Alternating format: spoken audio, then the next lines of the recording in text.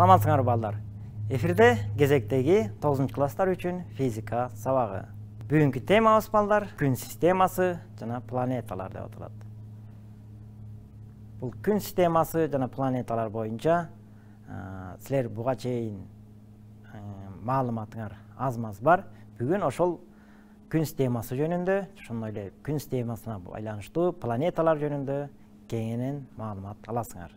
Ошондой эле ар бир планеталар жөнүндө кеңири токтолуп, ошондой эле планеталардын жандоштору жөнүндө бүгүн сабагыбызды өтмөкчүбүз.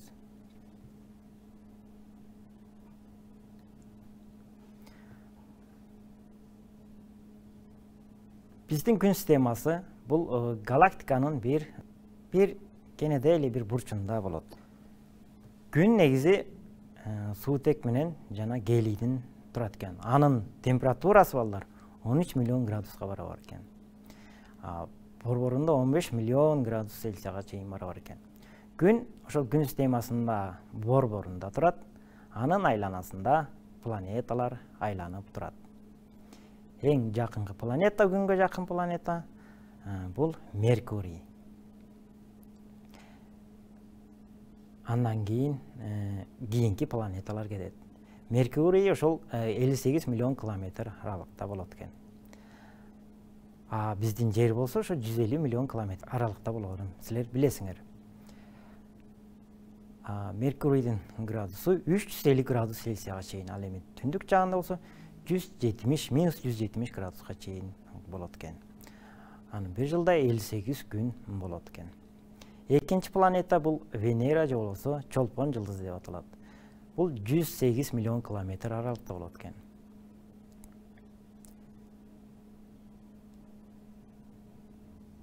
Жер менен ортосунда 650 миллион километр болот экен.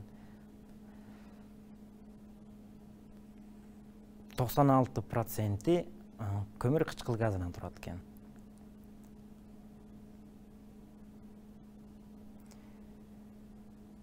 Чолпон жылдызынын өзгөчөлүгү ал бардык планеталар саатка карама-каршы жылса болсо, ал эми Чолпон жылдызы болсо бардык планеталарга башкача айырмаланып, тескери багытта кыймылдайт.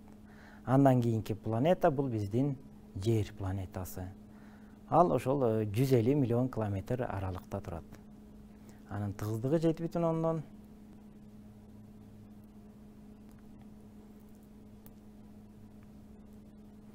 Ушул эң эле жашоого ыңгайлуу бул ушул Жер биздин планета. Андан кийинки планета бул Марс планетасы.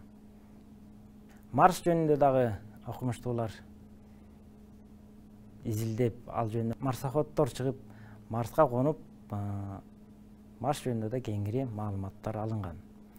Марсаходдор ал жерде кадимкидей жүрүп, ал жакта топурактарын изилдеп келишкен. Андан кийинки чоң планета бул Юпитер планетасы. Юпитердики 778 миллион километр аралыкта болуп калат экен.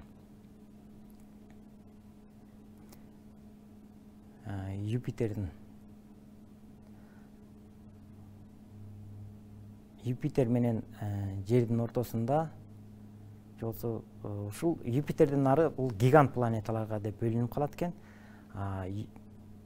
Меркурий, Чолпон, Жер, Марс бул Жер тибиндеги планеталар деп аталат.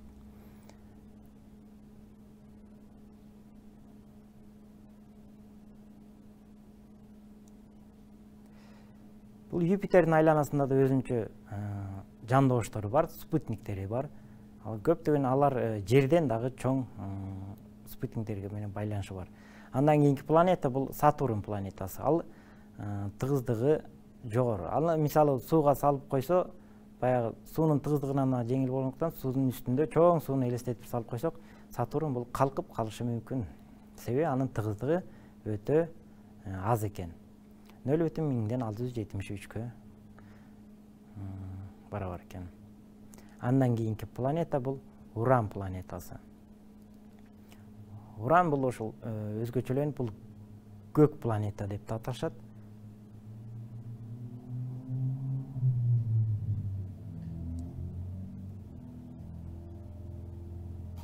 Ал ушул тизме боюнча. Андан кийинки планета бул Нептун планетасы. Бул 8-чи планета бизден ошондо 4,15 миллиард километр алыстыкта жайгашат. Анын ылдамдыгы ушундай 2100 км/саат менен кыймылдайт экен. Элестеткенде өтө эле тез ылдамдык менен баратат дегенди түшүндүрөт. Ошентип биздин күн системасында ошол 9 планета бар да. Эң акыркы планета Нептундан кийин Плутон деген планета бар. Бирок аны кээ бир окумуштуулар планетага кошпойт, а кээ бир окумуштуулар аны планета деп эсептесе, кээ бири планета эмес деп эсептешет. Ошондуктан күн системасында балдар 9 планета бар экен. Эми ушул кыска видеодон кийин ушуларга кененирээк токтоло кетели. Күн системасынын жаралышы жөнүндө божомолдор бар.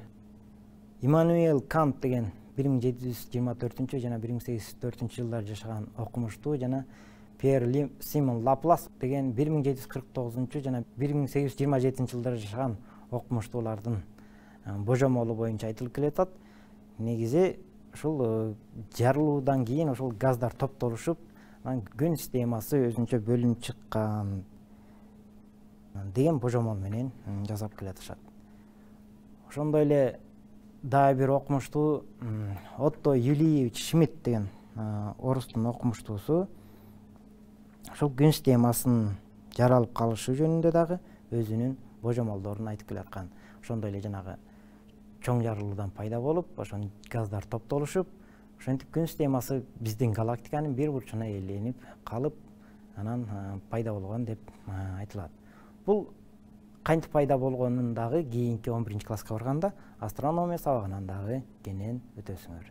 Ошондой эле Куранда дагы келет, силердин үстүңөрдө абдан бекем 7 асман курдук, абдан жаркыраган бир шам күн жасадык деген. Бул Наба сүрөсүндө 12-13 аяттарында дагы келет. Эми күн системасынын түзүлүшү кенен тактай келели. Күн системасында эң негизи борбору болуп күн турат экен. Анын айланасында 9 планета. Ошондой эле 9 планетадан тышкары 100 миңден ашык майда планеталар турат. Дагы ошондой эле кометалар, башкача айтканда куйруктуу жылдыздар, анын саны дагы 10-дун 12-чи даражасына чейин жетет.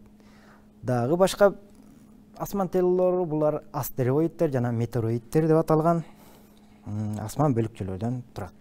Күн системасында биринчилерден болуп ушул Меркурий, Чолпон, Марс, Юпитер, Сатурн планеталары ачылган. Ачылган дегени ушул жер жүзүндө окумуштуулар биринчилерден болуп ушул планеталарды табышкан. Ушу Уран планетасы 1781 жылы немис астрономи Гершел тарабынан ачылган.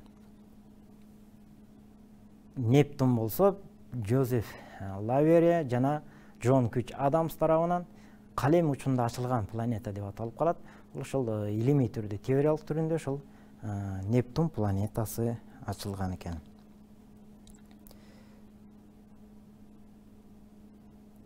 Ошол Йоган Готфрид Галле тарабынан 1846 жылы көрсөтүлгөн орунда ошол Нептун планетасы табылган.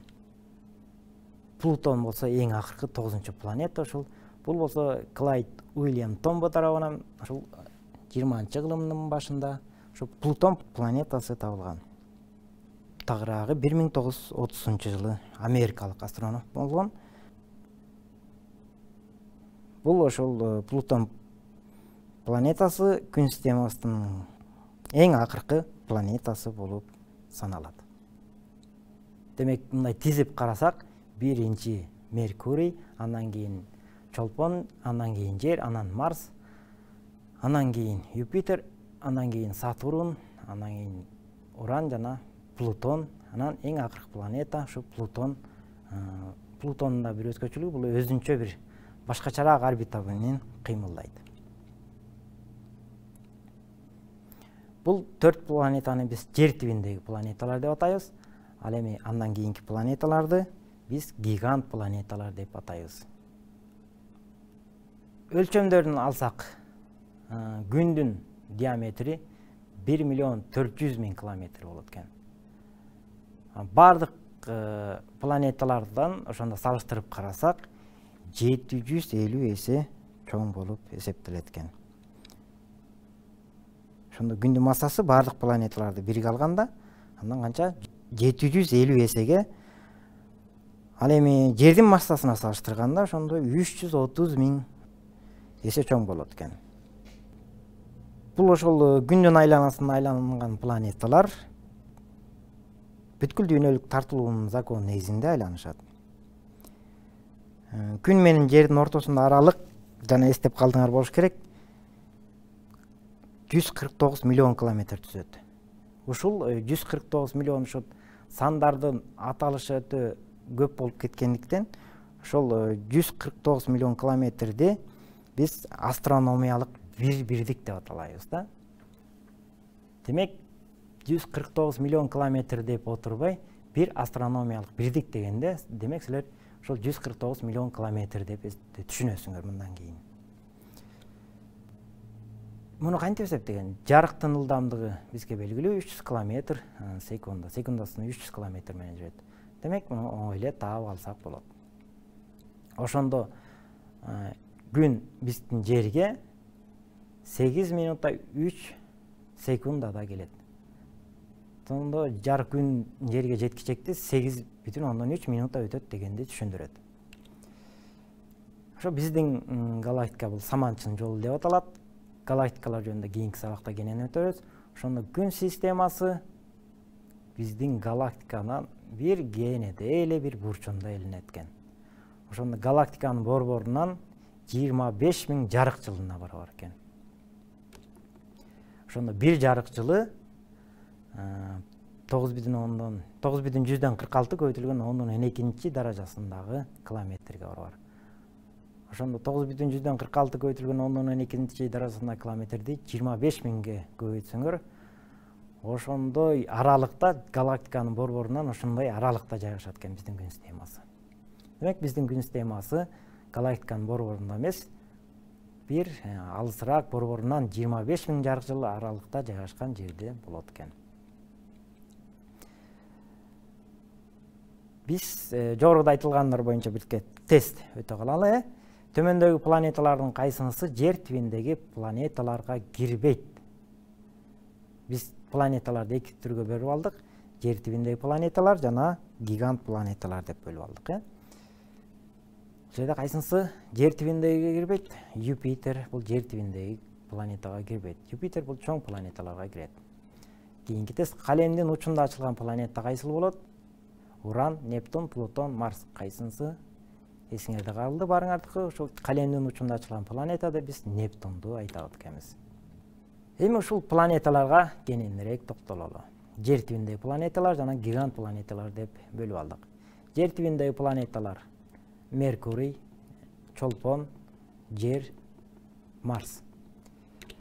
Жер тибиндеги планеталар ушу үстүнкү бети катуу абалда болот. Өлчөмдөрдү жердикине жакын, тыгыздыктары болжолду барабар, жандоочулары жок же өтө аз. Ошондуктан жер тибиндеги планеталар деп аталган. Ошондой эле бул планеталардын өз огунда айлануу бурчтары көрүнүп турат. Меркурийдики 0,1 градус болсо, Чолпондуку 177 градус, ал эми жердики болсо 23 градус, ал эми Марстык болсо 25 градуста өз огунда айланып турат экен. Жер тибиндеги планеталардын кайсынысы уникалдуу атмосферага ээ? Албетте жер. Ушул жердин бизге ушундай өзгөчөлүгү ушул атмосфера болгондуктан ушул жерде гана жашоого мүмкүнчүлүк бар. Калган планеталарда эч кандай жашоо жок. Ушул уникалдуулугу бул ушул атмосфера болгондугунда дагы жатат. Жер тибиндеги планеталардын ичинен кайсы планетанын өз огунда айлануусу жана эклиптика тегизине карата жантайы бурчу жердикине өтө жакын? Марс. Марстыкы бизге жакын болгондуктан анын өз огунда айлануусу жана эклиптика тегизине карата жантайы бурчу ошо жердикине жакын экен. Бул Марс планетасы. Эми гигант планеталар. Гигант планеталар булар: Юпитер, Сатурн, Уран жана Нептун. Булар эмне үчүн гигант планеталар? Өлчөмдөрү салыштырмалуу өтө чоң. Гигант деген сөз ушу чоң дегендин да билгизет. Ошондой эле планета газ же суюктуктардан турат. Жандоочулары көп. Өз огунда айлануу мезгили кичине. Юпитердин өз огунда айлануу градус 3 градуста болсо, Сатурндуку 27, Урандыкы 98, Нептундуку 30 градус экен. Бул өзгөчө планеталар, бул чолпон 98 градус менен болсо, Уран 177 градуста кыйшайып айланып отурат экен. Демек жер тибиндеги планеталар булар Меркурий, чолпон, жер, Марс. Ал эми гигант планеталар Юпитер, Сатурн, Уран, Нептун. Дагы бир тест менен өзүбүздүн сабагыбызды бекемдей берели. Гигант планеталардын газ же суюктукта турарын кандай байкоолордон билсек болот? Уюлдук жана экватордук айлануу кыймылынын айырмалуулунан, орбиталык тегиздигинен, эклиптика тегиздиги менен түзгөн бурчу чоңдугунан. Кантип билсек болот? Уюлдук жана экватордук айлануу кыймылынын айырмалуулугунан билсек болот экен. Айлануу эклиптика тегиздигине карата болжол менен 100 градус бурчка кыйшайган планетаны көрсөт дейт. Азыр жогоруда айтып өттүк, айлануу бурчун салыштырып өттүк. Ошол 100 градуска жакын кайсыл планета көрсөтүлөт? Бул Уран планетасы. Уран планетасы ушу уникалдуу бурч менен кыйшалгандардын бири, ушул Уран планетасы. Эми планеталар жөнүндө, эми планеталардын жандооштору жөнүндө токтоло кетели. Планеталардын жандоочулары силерге көбүрөөк белгилүү спутниктери деп аталат. Бул тартылуу күчүнүн натыйжасында планетанын тегерегинде айланган асман телолору. Эгерде планеталар карай келсек, жандооштору менен канча санда болот? Меркурийде жок, чолпондо жок, жерде бир жандооч бар. Ал кайсы жандооч? Баарыңар билсеңер керек. Бизге да күндө көрүнүп турат. Бул жердин жандоочусу бул Ай болот. Марста 2, Юпитерде 67 жандооч бар экен. Ал эми Сатурнда 62, Уранда 27, Нептунда 13 жандооч болуп жүрөт экен. Жердин жандоочусу бул Ай. Айдын жаралышы жөнүндө да ушул деги күн системасы жаралып атканда да ушул жерге кандайдыр бир комета келип же астероид келип тийип, анан ошол жердин бурчуна тийип, кыйшайуу менен ошол жердин айланасында айланып калган деген божомолдор бар. Жер менен бир астероид кагылышып кетип, ошол кагылышуунун натыйжасында ошол жердин тартуу закону бар да, бүткүл дүйнөлүк тартылуу закону негизинде ошол өзүнүн жердин огунан, жердин тартуу күчүнөн чыга албай ошентип айланып калган деген божомолдор бар. Ай жөнүндө айта кетсек, Айдын радиусу 1738 километр, массасы 7,3, көбөйтүлгөн 22 даражасында килограмм, аянты 384.467 километр, орбиталык айлануусу 1 километр секунда, температурасы 29,1 сутка, то есть 27,3 секундага барабар. Бул Айдын картасы ошол эки бетин тартылып алганда ошондо сүрөттү. Айдын фазалары көрүнүп турат бул жерде. Ушул Ай дагы ушул 15 күн караңгы, 15 күн жарык болгон себеби дагы ушул сүрөттө карагандай, сүрөттө көрсөтүлгөндөй Ай ушуну ар бир фазада күндө чоңоюп аткан себеби ошо 15 күн Ай менен жердин ортосунда тартуу күчү болуп тургандыктан дагы жана тартылуу же ташкындоолор дагы ушул Ай менен жердин ортосундагы байланыштан дагы келип чыгат. Бул жерде көрсөтүлгөндөй тартылуу болуп атканда кеси, ошондой эле ташкындоолор жана океандарда ташкындоолор ушул Ай менен жердин ортосундагы күчтүү таасир болуп кеткендей дагы көрүнөт. Жердин жандоочусу Ай жөнүндө ички түзүлүшүн карай келсек, ошо мантия жер сыяктуу ошондой суюк ядродон жана катуу ядродон турат. Анын аралыгы суюк ядронуку 200 километр болсо, катуу ядронуку 330 километр, ошондой эле мантияныкы 480 километрге болот экен. Айдын ичинде кратерлер деген чуңкурчалар бар, ошолор кратерлер деп аталат. Бул жерге ар кандай асман телолору ошо Айдын бетине түшкөндө оюлуп калгандагысы ушул кратер деп аталат. Айга биринчи жолу 1966 жылы 3 февралда Луна 9 деген спутник барган. Ал эми адам баласы 20 июлда 1969 жылы Нил Армстронг деген америкалык астроном ошол Айга конгон деп аталат. Бир адам үчүн кичинекей кадам, бирок адамзат үчүн гиганттык кадам жасалды деп Нил Армстронг ошол Айга түшкөндө айтылган сөз. Эми Марс планетасына токтоло келсек, Марс планетасынын жандоочулары кайсылар? Марс планетасында Фобос жана Деймос деген эки спутниги белгилүү. Фобос коркунуч, ал эми Деймос түрү суук дегенди билишет. Фобостун массасы 1,7 көбөйтүлгөн 16 даражасында килограмм, анын аянты 9377,2 километр, ал эми термелүүсү болсо 7 секунд 40 минут барабар. Деймостук андан азыраак 1,5 көбөйтүлгөн 10,15 даражасына килограмм. Ал эми аянтта 23.458 километр. Ошондой эле 30 секунд 18 минуттага барабар. Эми теске токтоло кетели. Бул планеталардын ичинен кайсылары табигый жандоочуга ээ эмес? Марс, Жер, Чолпон, Меркурий. Чолпон менен Меркурийдин жандоочтору жок деп эсептедик. Жерде болсо, Жердин жандоочусу Ай болсо, Марстыкы болсо, эки жандоочусу бар экен. Айдын өз огунда айлануу мезгили канчага барабар? 1 айга бар. Ошон үчүн 1 ай деп аталат. Айдын өз огунда айлануу мезгили 1 айга барабар. Эми Юпитердин жандоочтору булар 67ге, саны 67ге белгилүүсү. Эң белгилүүлөрү, эң чоңдору бул Ио, Ганимед, Каллисто, Европа бул жандоочтору. 1610-жылы Галилей тарабынан ачылган. Европа бул Ио жана Каллисто, Ганимед. Анын диаметрлерин карасаңар, бул өтө чоң жандооштук. Эгерде Жер Ай менен салыштырып көрсөк, Айдан өтө чоң, дээрлик Жерге жакын, чоңдугу боюнча Жерге жакын экен. Бул Юпитердин жандооштору, белгилүү жандооштору. Ал эми Сатурндун жандоошторун айта кетсек, булардын Сатурндун жандооштары дагы өтө көп, белгилүү болгону 62ге. Белгилүүлөрү Титан, Тефия, Мимас, Иапет, Ирея деген аты аталган Сатурндун жандооштору. Сатурндун жандоошторун Титанды алсак, Титандын диаметри 5152 километр, массасы 1,13 көбөйтүлгөн 10,23 даражасына килограмм, бурчу болсо -70 градустан -180 градуска чейин. Ал эми аралы болсо 1,221,870 километрге бар. Урандын жандооштору булар 27. Титания, Аберон, Умбриел, Ариэль, Миранда деген белгилүү жандооштору бар. Нептундун жандоошторунун санына келсек, Нептундун жандооштору 13, Тритон, Протей, Нереида, Елена. Ошондой эле планеталардын шакектери деген бар. Бул шакектер силикат чаңдар аралашкан суу музу 99%-тен турат. Ошондой эле 1 микрометр 10 сантиметр, кээде бир нече метрге чейин бар. 1ден 10 чейин бар да. Планеталардын шакектери бул А, Б, С деп бөлүнөт. 14600 километр, ошондой эле 25500 километр, ошондой эле 17500 километр. Дагы Д болсо бул 7500 километр деп болот экен. Шакектүү планеталар ушул Юпитер, Уран, Нептун болуп эсептелет.